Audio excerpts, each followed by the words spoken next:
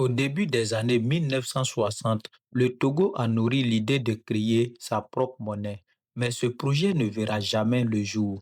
L'expérience est mal terminée. Les détails de cette ambition inachevée, portée par le visionnaire Sylvanus Olympio, font l'objet de notre intervention sur Livre et Histoire d'Afrique aujourd'hui. Abonnez-vous et activez la cloche de notification pour être informé des prochaines publications. Pour comprendre les événements de cette époque de l'histoire du Togo, il faut remonter un peu le temps. Allons-y maintenant. Arrêtons-nous sur une date clé, 1946. Cette année-là, l'Organisation des Nations Unies fait du Togo un territoire sous tutelle, chargeant les autorités françaises de l'administrer et de le conduire à l'indépendance.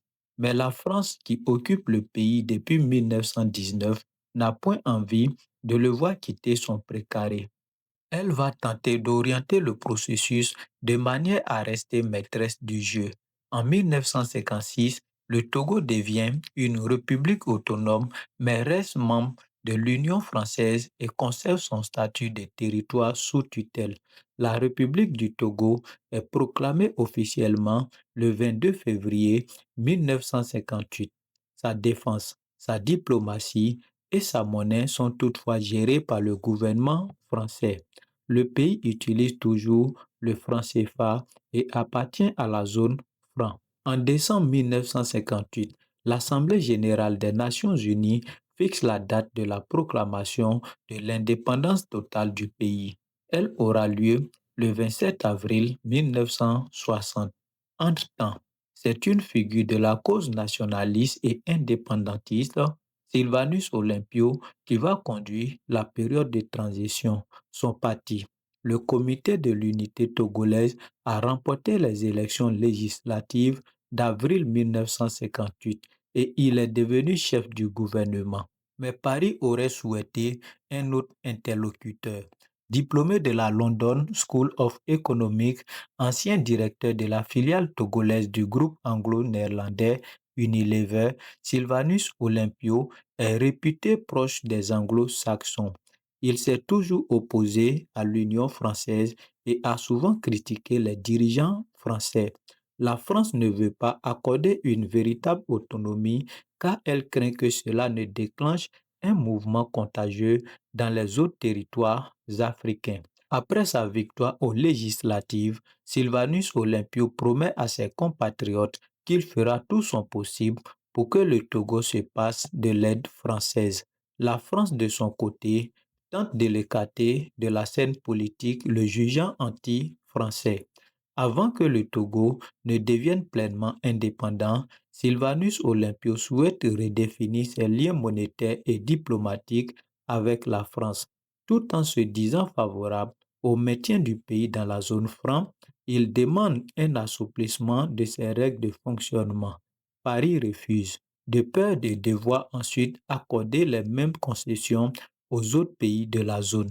Les autorités françaises proposent au Premier ministre d'attendre l'indépendance avant de définir un nouveau régime monétaire.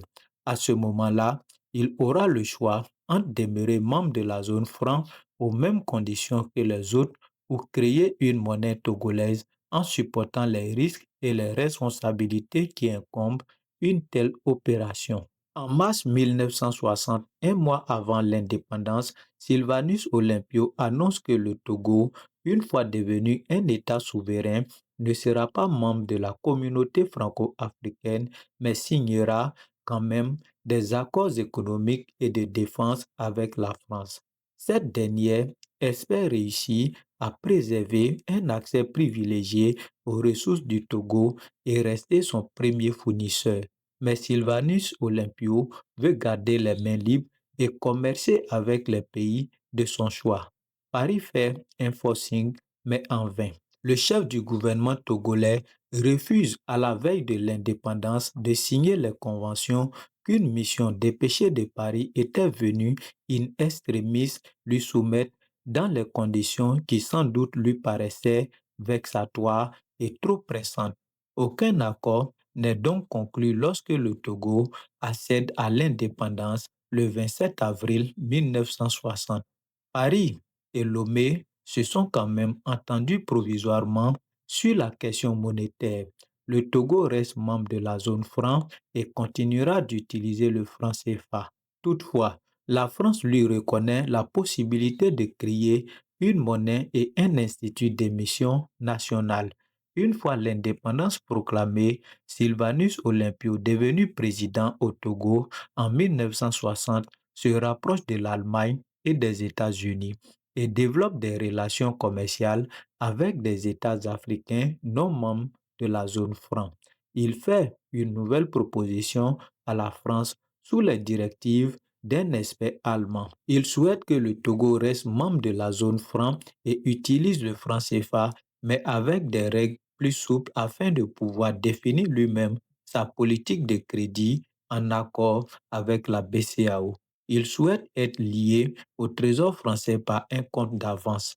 La France se montre défavorable à cette proposition, mais après une longue période de discussion, un accord est trouvé en septembre 1962. La création d'un institut d'émission nationale dirigé par un conseil d'administration composé de façon paritaire.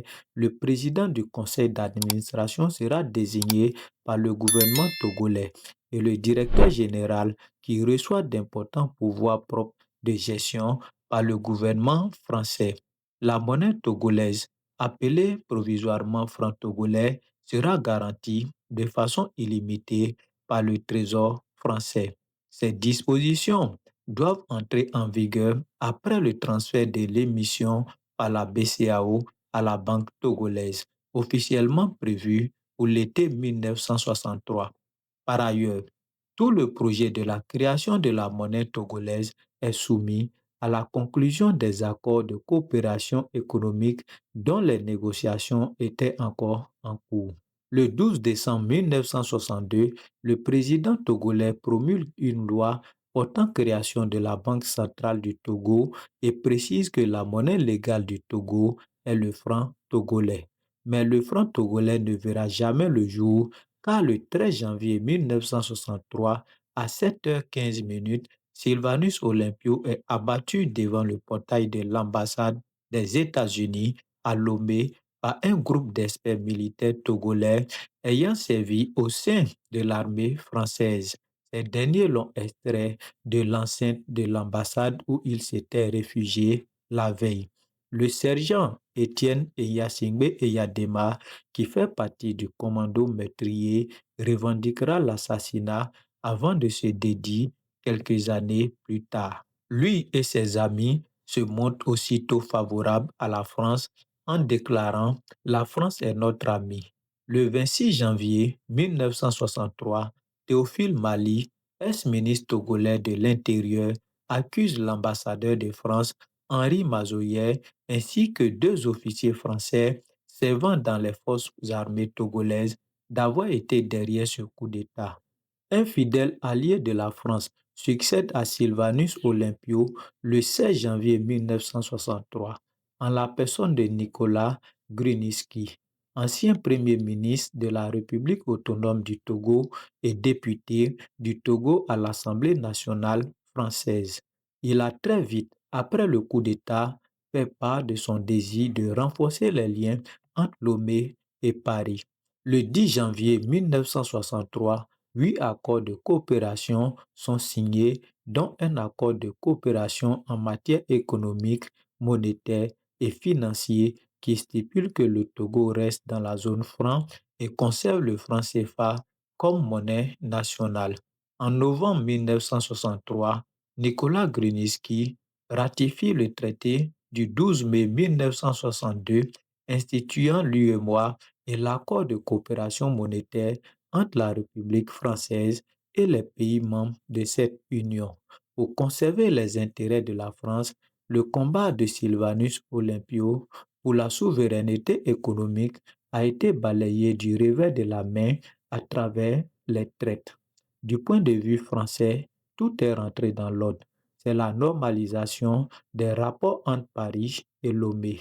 En 1967, le lieutenant-colonel Étienne Yasingbe Eyadema renverse le président Grunitzky.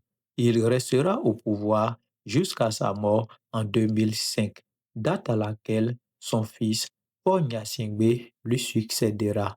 62 ans après, les responsabilités autour du maître de celui qui a été le premier président africain ayant été assassiné ne sont toujours pas établies. Les archives françaises et américaines n'ayant jamais été ouvertes pour des enquêtes plus profondes. Abonnez-vous et restez connectés sur Livres et Histoire d'Afrique. À bientôt pour une nouvelle vidéo.